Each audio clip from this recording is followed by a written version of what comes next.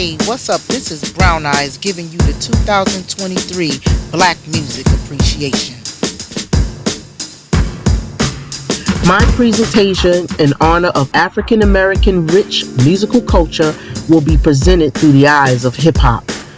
Hip-hop has been a dominant force in popular music for over 50 years, from its origin in the Bronx in the late 1970s to its current status as a global phenomenon.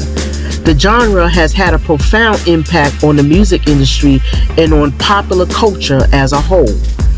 One of the most significant ways in which hip-hop has impacted other genres of music is through its incorporation of various musical styles and influences.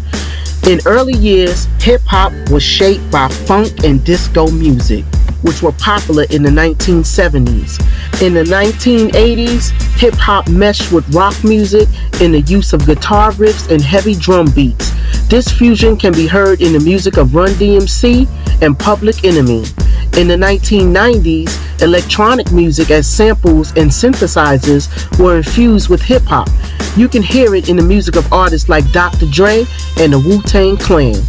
With that, R&B and soul music came into play with singing and melodic hooks. We can hear this in music of Mary J. Blige and Lauryn Hill. In recent years, hip-hop has become a dominant force in pop music, topping the charts. And let's not forget how hip-hop culture has been closely linked to public transportation since its inception. In the early days of hip-hop, when parties were held in outdoor parks or community centers, many attendees would arrive by subway or bus.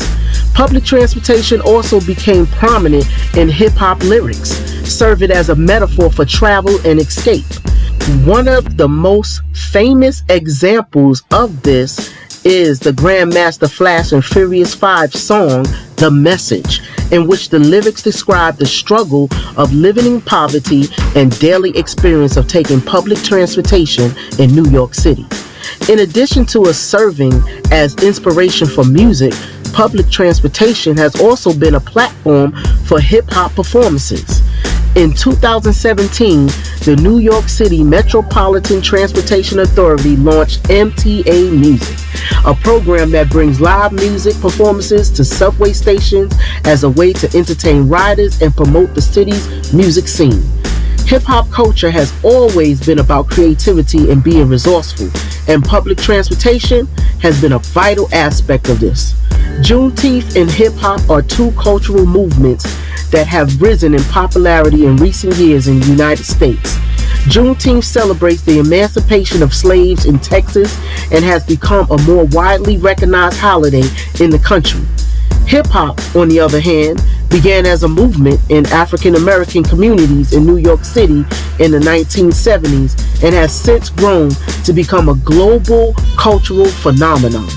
Despite their different origins, Juneteenth and hip-hop have a significant overlap in terms of their cultural significance and relevance in the African American community.